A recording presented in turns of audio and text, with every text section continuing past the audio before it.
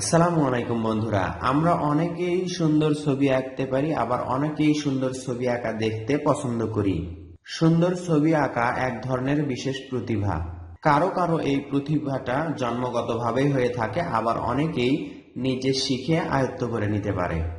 আমরা যারা সুন্দর ছবি আঁকা শিখতে চাই তাদেরকে যে কয়টি বিষয় প্রথমত শিখতে হবে তার মধ্যে দেখতে পাচ্ছেন লাইন প্র্যাকটিস, এরপর ড্রয়িং, এরপর পরিপ্রেক্ষিত, আলো ছায়া, স্কেচ এবং কালার এবং রং, কালার অথবা রং। তো বন্ধুরা, আমি আপনাদেরকে বোঝাবো যে লাইন প্র্যাকটিসটা আসলে কি।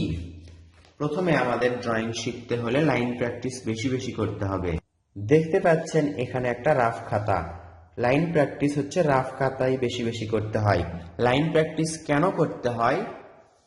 এই হাতের যে কবজিটা আছে এগুলোকে ইজি করে নিতে হয়। এই যে নখটা দেখতে পাচ্ছেন এগুলোকে ইজি করে নেওয়ার জন্য লাইন প্র্যাকটিস করতে হয়। অথবা আপনি যখন হাতটা সোজা রাখবেন, ড্রয়িং করার সময় স্কেল ব্যবহার করা যায় না, এজন্য আমাদের হাতের মাধ্যমেই দাগগুলো এদিক ওদিক সোজা করার জন্য লাইন প্র্যাকটিস করতে হয়।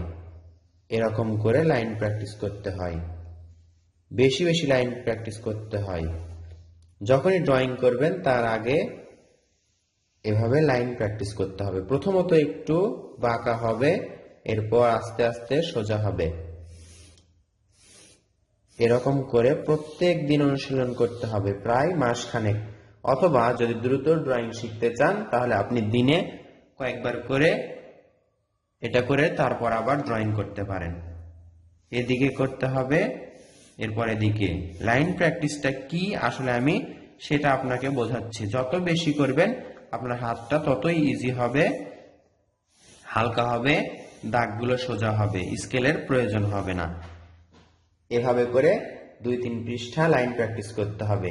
এটা হচ্ছে সোজা লাইন, এরপর হচ্ছে বক্র লাইন আছে, এরকম বাঁকা লাইন অনুশীলন করতে হবে।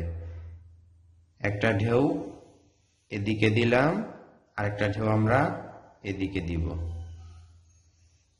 এটা হচ্ছে বক্র লাইন, থামা যাবে না কিন্তু। এরপর আমরা কি করব, দেখুন লাইনের মাঝে আবার এরকম করে হালকা গাঢ় করতে হয়। এই তো গাঢ় হচ্ছে, হালকা হচ্ছে, গাঢ় হচ্ছে, আবার হালকা হচ্ছে, নিচেরটা গাঢ় হচ্ছে, উপরটা হালকা হচ্ছে। এগুলোর প্রয়োজন আছে। এরপর আমাদের কি করতে হবে, লাইন প্র্যাকটিসের মধ্যে এটাও পড়ে। দেখুন এইভাবে বৃত্ত অনুশীলন করতে হবে, বেশি বেশি বৃত্ত অনুশীলন করতে হবে। এভাবে ঘোরাতে হবে যতক্ষণ পর্যন্ত সোজা হয় এবং গোল হয় এবং হাতটা ইজি না হয়। বেশি বেশি এরকম করে ঘোরাতে হবে। হাতটা দেখুন এভাবে ইজি রাখতে হবে। এখনো কিন্তু আঁকা হয়নি, এভাবে দেখুন হালকা করে, এভাবে হালকা করে ঘোরাতে হবে। এগুলো হচ্ছে লাইন প্র্যাকটিস।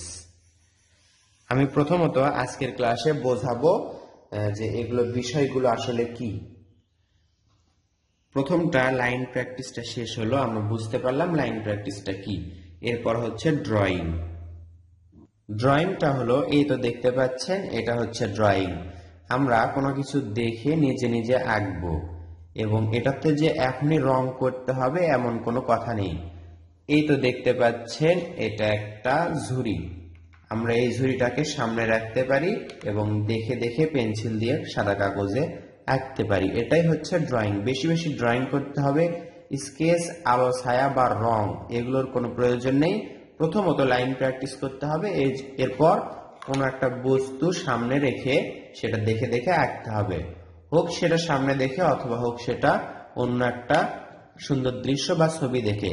আমি বলেছি প্রথমে রং করার কোনো প্রয়োজন নেই, প্রথমে দৃশ্য, যেই দৃশ্যটা আপনার ভালো লাগে সেই দৃশ্যটা দেখে দেখে শুধু আঁকতে হবে।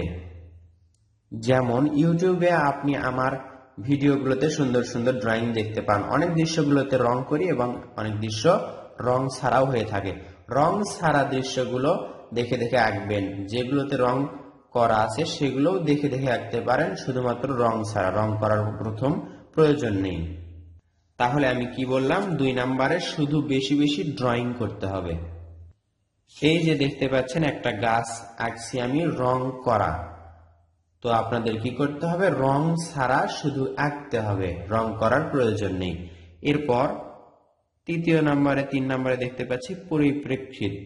পরিপ্রেক্ষিতটা কি আসলে এটা আপনাদেরকে এখন বোঝাবো।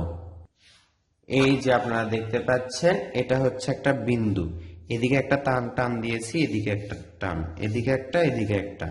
তো বন্ধুরা এখানে যদি আমরা এখন দাঁড়াই, এখানে যদি আমরা মানুষ হিসেবে দাঁড়াই, এখান থেকে আমরা দেখছি এটা হচ্ছে দূরের একটা বিন্দু, খেয়াল করুন। এভাবে 2টা দাগ দিলাম। তাহলে এখন যদি আমরা এখানে এভাবে করে দাগ দিই, সোজা করে দাগ দিই, তাহলে কি মনে হবে, কি বোঝা যাবে একটু খেয়াল করুন। এগুলো হচ্ছে গাছের মতো। আবার দেখুন, সোজা দাগ দিলাম, এই তো। আশা করছি বুঝতে পারবেন সহজেই। আমি কি বোঝাচ্ছি, পরিপ্রেক্ষিত। অনেকের কাছে এটা কঠিন মনে হবে বা বুঝতে পারবে না যে পরিপ্রেক্ষিতটা আসলে কি। পরিপ্রেক্ষিতটা হচ্ছে কাছের বস্তু এবং দূরের বস্তু চোখে কিরকম দেখা যায় সেটা। তাহলে এখানে যদি আমরা গাছ আঁকি তাহলে এরকমটা হবে, তাই না?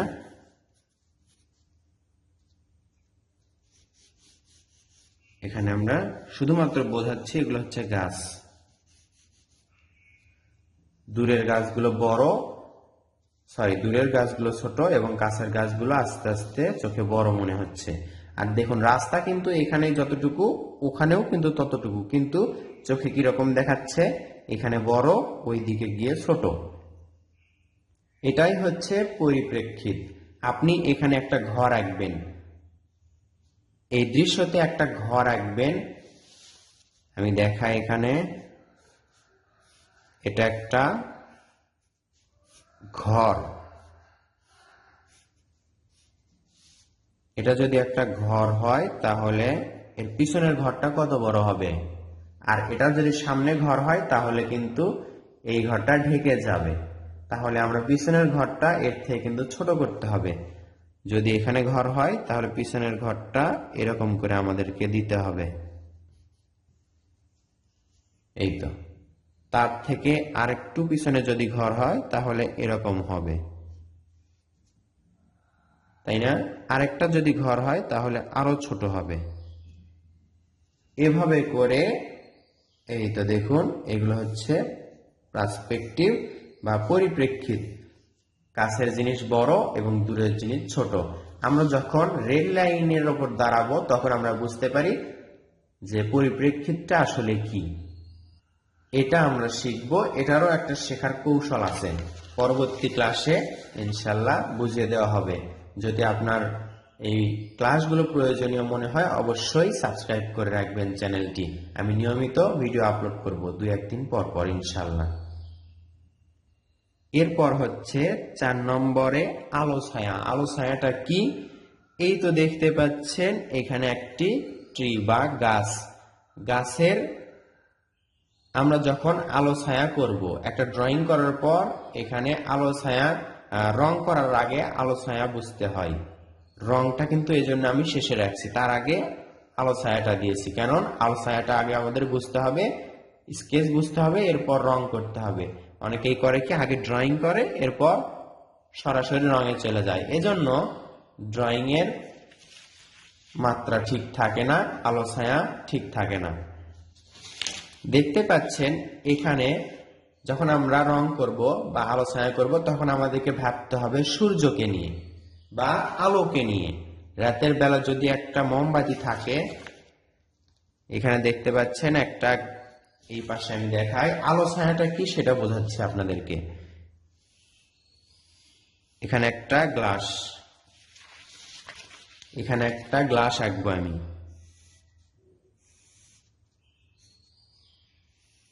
আমি বোঝাচ্ছি আলো ছায়াটা আসলে কি। একটা গ্লাস রাখলাম, গ্লাসের মধ্যে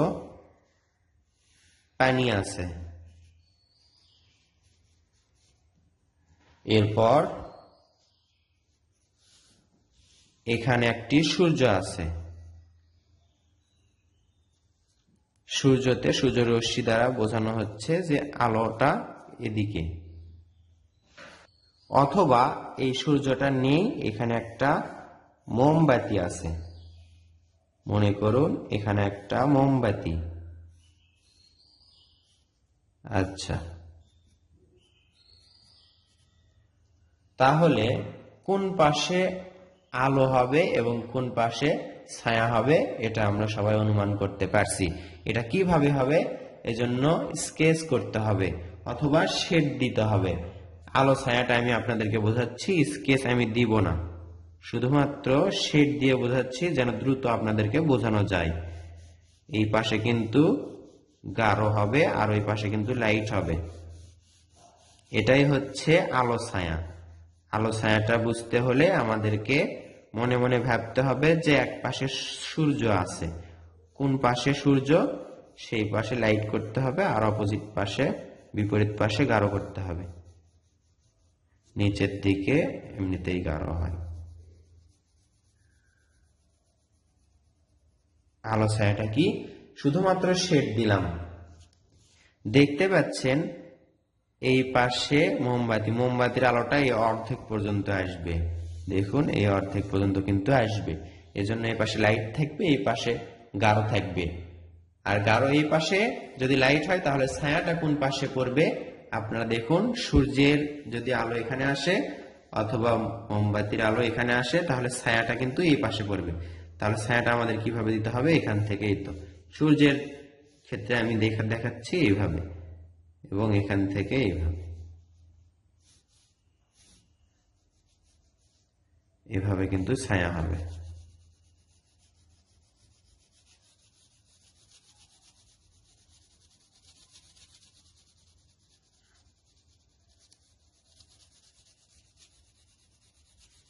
এটাই হচ্ছে আলো ছায়া। এটা বুঝলেই দৃশ্যটা সুন্দর হবে এবং বাস্তব মনে হবে। এটা হচ্ছে আলো ছায়া। আর এই আলো ছায়াটা আমি এখানে দিয়ে বোঝাইছি। দেখুন ওপর দিকে হালকা, নিচের দিকে গাঢ়, উপর দিকে হালকা, নিচের দিকে গাঢ়, অর্থাৎ আমি বুঝিয়েছি যে এখানে সূর্য আছে। দেখুন এটার ক্ষেত্রেও একদিকে গাঢ়, একদিকে গাঢ়, একদিকে হালকা। এটা হচ্ছে 4 নম্বরের আলো ছায়া। রং করতে হলে বা স্কেচ করতে হলে আলো ছায়াটা বুঝতে হবে। এরপর স্কেচে যেতে হবে। 6 নম্বরে আছে স্কেচ। স্কেচ যদি না শিখি তাহলে আমরা রং করতে পারবো না। স্কেচটা আসলে কি, স্কেচটা শেখার জন্য আপনাদের এখানে দেখায়। দেখুন একটা দৃশ্য, এখানে আমরা স্কেচ করেছি। স্কেচ করার আগে কিন্তু আলো ছায়াটা আমরা মাথায় নিয়েছি, যে দেখতে পাচ্ছেন উপর দিকে হালকা, নিচের দিকে গাঢ়, উপর দিকে হালকা, নিচের দিকে গাঢ়। স্কেচটা করেছি কিভাবে, এই তো দেখুন এই গাছে দেখুন স্কেচ, এরকম করে স্কেচ করতে হয়। কিরকম করে, এই তো দাগ দিলাম, এভাবে করে 3 দাগে স্কেচ শিখতে হয়। এটা আমরা পরবর্তী ক্লাসে ইনশাআল্লাহ শেখাবো। এটা হচ্ছে স্কেচ। এর মাঝে আবার এরকম করে ডাবল স্কেচ। ডাবল স্কেচ করার পর আবার ট্রিপল স্কেচ, প্রথম, দ্বিতীয় এবং তৃতীয়। খেয়াল করতে পারছেন এখানে হালকা, তার মাঝে একটু গাঢ়, আবার এদিকে এসে আরো গাঢ়। এই দেখুন এই মোমবাতি যদি স্কেচ করা হয় তাহলে কিন্তু মোমবাতিটা সুন্দর লাগবে। খেয়াল করুন এখানে আমরা ফার্স্ট টোন, এগুলোকে বলা হয় tone. First tone, second tone এবং থার্ড টোন। ফার্স্ট টোন আমরা করেছি পুরোটাই, এরপর সেকেন্ড টোন অর্ধেক পর্যন্ত করতে হবে। এভাবে অর্ধেক পর্যন্ত করতে হবে। স্কেলটা একটু কাটার দিয়ে কেটে নিতে হবে, পেন্সিলটা কাটার দিয়ে কেটে নিতে হবে, তাহলে ভালো হবে। সেকেন্ড টোন, এটা দিয়েও কিন্তু আলো ছায়া বোঝানো যায়। এরপর থার্ড টোন, এখান থেকে এই দাগটা কিন্তু দিতে হবে না, এমনিতেই আমি বোঝানোর জন্য দিচ্ছি। থার্ড টোনটা গাঢ় করে দিতে হবে, বেশি বেশি করলেই এগুলো সুন্দর হবে, এর থেকেও সুন্দর হবে। এটা হচ্ছে থার্ড টোন।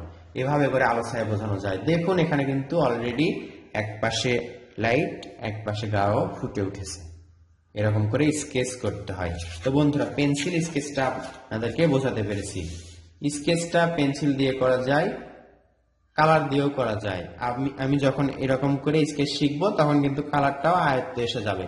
এরপর 6 নম্বরে হচ্ছে কালার। কালারে আর আমাদের কষ্ট নেই, যেই কালারই করবেন সেই কালারের ক্ষেত্রে ড্রয়িং, পরিপ্রেক্ষিত, আলো ছায়া, স্কেচটা মাথায় রেখে কালার করতে হয়। সবকিছু শিখে কালার করতে হয়। দেখতে পাচ্ছেন এই গাছে আমরা কালার করেছি কিসের নিয়ম মেনে? প্রথমে ড্রয়িং করেছি, এরপর পরিপ্রেক্ষিত, এরপর আলো ছায়া, এরপর স্কেচ, এরপর শেষে রং, শেষ। এগুলোই হচ্ছে ড্রয়িং এর বিষয়। এর বাইরে ড্রয়িং কিছুই নেই। আপনি যদি পরবর্তী ক্লাসের অপেক্ষা করেন তাহলে অবশ্যই কমেন্ট বক্সে এটা কমেন্ট করে জানাবেন। আজকের ক্লাসে শুধুমাত্র ছবি আঁকা বিষয়টা নিয়ে ধারণা দিলাম। এরপরে ধাপে ধাপে ক্লাস নেওয়া হবে ইনশাআল্লাহ। যারা অপেক্ষা করছেন, দেখতে চান, অবশ্যই কমেন্ট করবেন। প্রয়োজনীয় বলে মনে হলে নিজের টাইমলাইনে বা অন্যদেরকে শেয়ার করে দিবেন। দেখা হবে ইনশাআল্লাহ পরবর্তী ভিডিওতে। এই পর্যন্ত অপেক্ষায় থাকবেন। আসসালামু আলাইকুম।